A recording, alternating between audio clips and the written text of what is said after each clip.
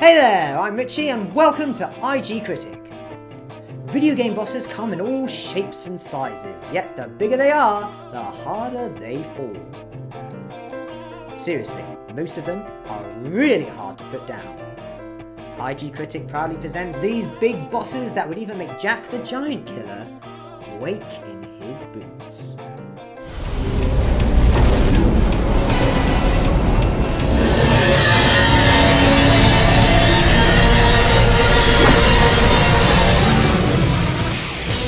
When it comes to heavy artillery, there's no bigger fright than facing off against a Metal Gear.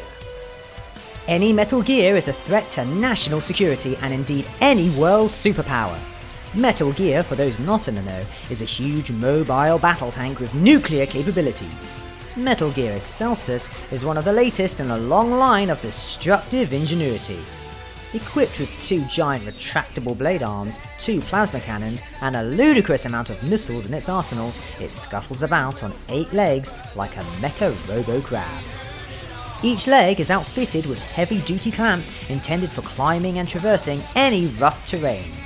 It holds a number of mini-automated tanks in its hold to be jettisoned onto the field at a moment's notice. This model isn't exactly a nuclear launcher in and of itself, but it can be modified to be so, if need be. When it's active and being manually controlled, there's no easy way to get into the cockpit to shut it down. Your only chance is to slowly batter down the exterior, one hefty sword swing at a time. Pro science for Raiden's high-frequency blade. If you can avoid damage yourself, you may be able to knock out a leg or two and turn its own weapons against it. A nuclear mecha robo crab. Now I have seen everything.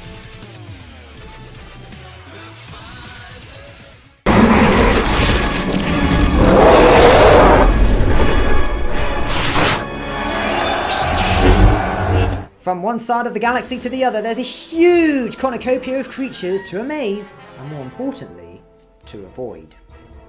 On your quest to discover who you are and who you want to be, it's a challenge not to be swallowed by the dark side.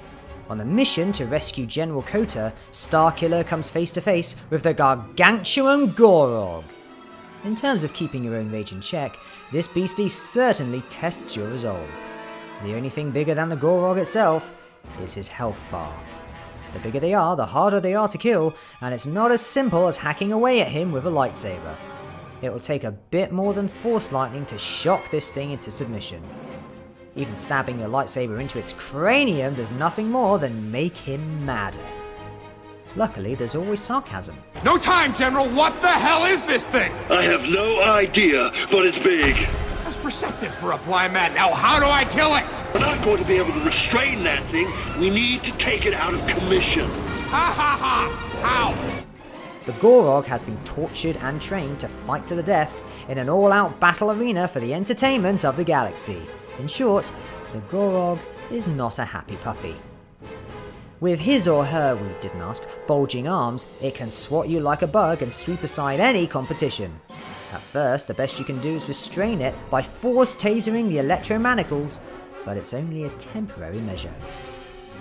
Once it breaks free, the battle progresses up the tower of the floating sky arena. Once you and the Gorog have decimated all there is to decimate, it results in everything plunging in a freefall with you in a face-off all the way down to the planet's surface. A whole city in the sky, and not one parachute.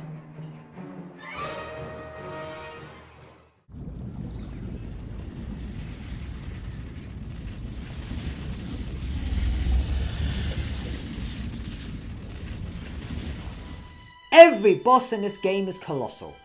The only thing bigger is the sense of loneliness. There's no minions, no hordes of peons to cut through. There's just you, the boss, and occasionally your horse.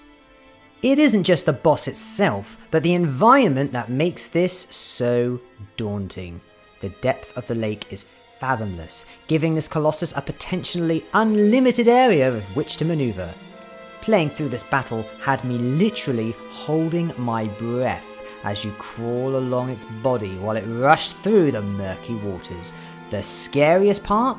To attract its attention, you first have to wade out to the centre of the lake and thrash around like bait, enticing the beast to the surface to take a bite out of you. Even if you don't have an innate phobia of giant sea creatures, this alone is horrifying. Be sure to beef up your stamina with lizard tails beforehand, as swimming and clinging to your target colossi will drain you. The weak spots are well protected and it is slow going to get to them. Get too close to the spines when it submerges and you'll be raked with electricity. If this happens, you'll have to grab the tail all over again and slowly crawl your way towards its head for the killing blow. When you do finally take it down, you may only have a few seconds to revel in your success before you're infested with the shadow tendrils, yet nothing beats that finality of satisfaction. I will become an all-powerful immortal!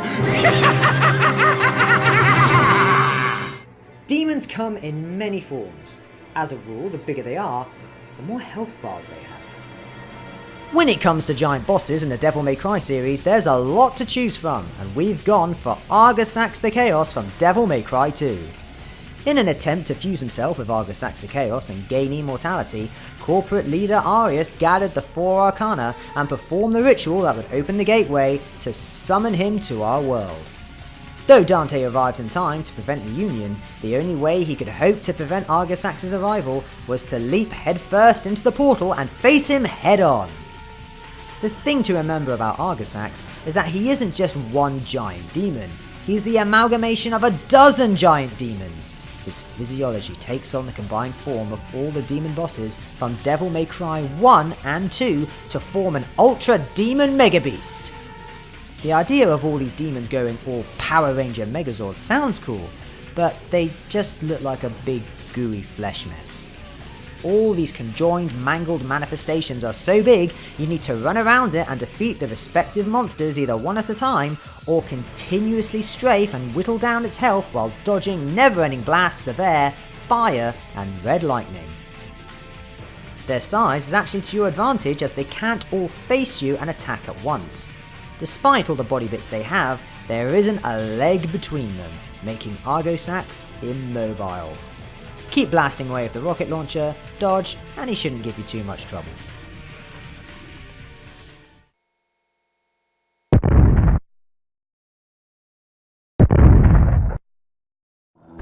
It's the end of the world. Every horror film baddie has come to life with a very serious intent on doing what they do best, scaring people, killing them. The only hope for humanity? 2 teenagers with water pistols, Zeke and Julie. The first few levels are not simple by any measure and things get more intense very quickly. It's an adrenaline rush for any individual or couch co-op team, constantly battling and racing to rescue the public, too daft to do anything other than stand there. Save your neighbours, stockpile items, and enjoy testing suspicious mystery potions. The apocalypse is all fun and games where zombies disintegrate with a quick shot of holy water.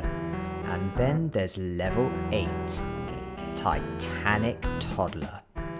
The music is deep and momentous, and so slightly childish, it's bone-chilling. Instead of zombie hordes or swing-happy lumberjacks, there is a singular, giant, rampaging, diaper-wearing, milk-chucking, people-stomping baby in the middle of a tantrum. Truly the stuff of nightmares. It is possible to take this toddler down, but it will likely drain all the resources you have painstakingly gathered over the past few levels and waste valuable minutes of game time. Honestly, you are better off saving what survivors you can and getting the fudge out. If that's the baby, I'd hate to meet the mother.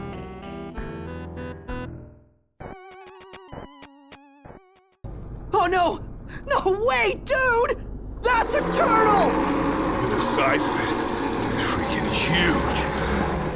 Turns out that when you create a list of giants, you're bound to have a Final Fantasy entry somewhere down the line. It's kind of an unwritten universal law. There are so many honourable mentions of giants in the Final Fantasy series. There's Emerald from 7, Ozma from 9, the underwater snake thing from 10. Even after spotting the Adamantoise on the horizon, it will take some time before you even reach striking distance. You can't just choose to face this beast, you must build up to it by increasing your standing through other hunts and by completing the main storyline. You have to earn the right. That mountain of a shell isn't just for appearances, as its defense is phenomenal. This bad beastie boasts an HP of 5,264,400, and it will take all your cunning and skill boosts to bring it down. With the stat boosts that Ignis's food gives you, we've never appreciated a good meal more. If you rush in without a plan, believe me, you will be there hacking away for hours.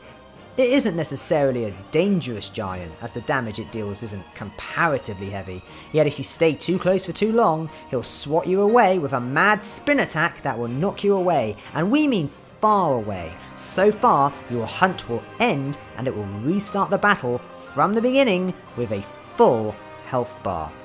It's a mountain again. Reminds you just how tiny we are in the big picture. Tiny and short-lived besides. Even with some summons handy, it will take some time to knock the Adamantoise down to size. With some good strategizing, you'll be eating tortoise soup before you know it. Remember, preparation, preparation, preparation.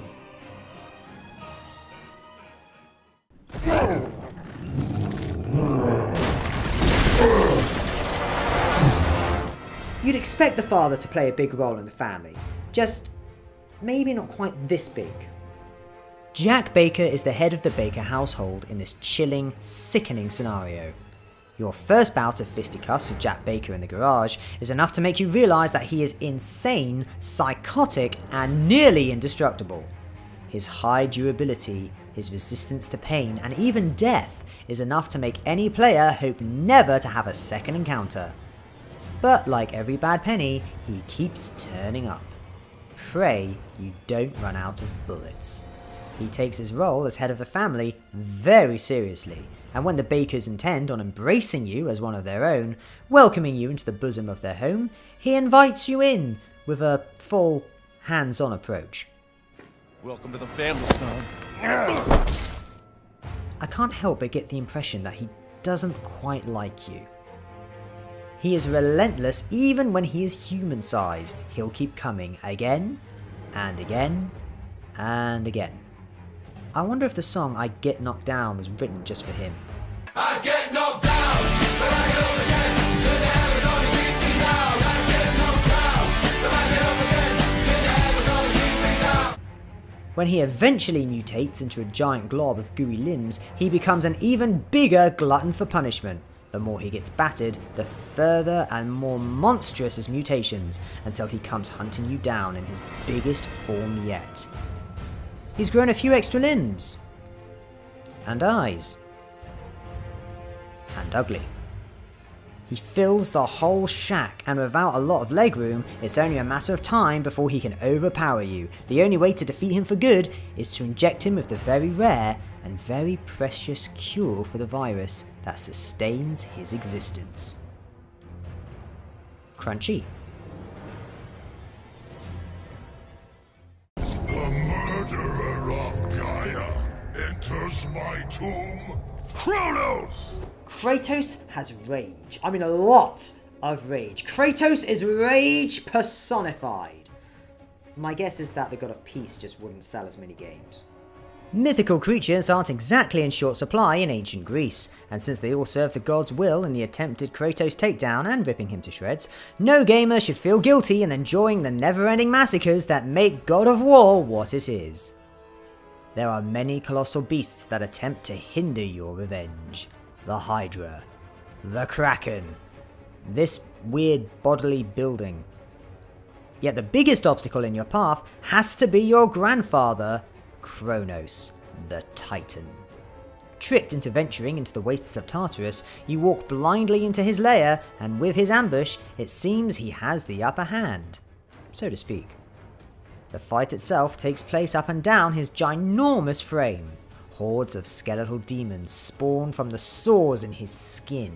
If being skewered, crushed, or repulsed doesn't kill you, his breath just might. Generations of crawling around the desert lugging around Pandora's temple has not been kind to his complexion, but that just makes him easier to climb. Grandpa is not happy, and for good reason. He still carries Pandora's temple from the first game on his back, has been hated and mistreated by his son for untold eons, and now he's getting battered by his own grandson. As if he hadn't been humiliated enough. It's a family history with a lot of bad vibes. They should just put their differences aside and consider how much they have in common. They both hate Zeus. They both wear chains. Well, my hopes for a warm family reunion weren't that high anyway. Those were our top giant bosses in video games, and we want to know which for you is the biggest bad. Which titanic terrors got you good? Share with us your gaming experience with giants in the comments section below. If you enjoyed this video, please give us a like, share with all your friends on social media, and remember to subscribe to stay up to date with the latest videos here on IGCritic. I'm Richie, stay magic, and see you next time. Thank you for watching IGCritic. If you enjoyed viewing it as much as we did making it, then please remember to give a thumbs up, share, and subscribe. For more on video games, feel free to check out our other content here on YouTube and over on IGCritic.com.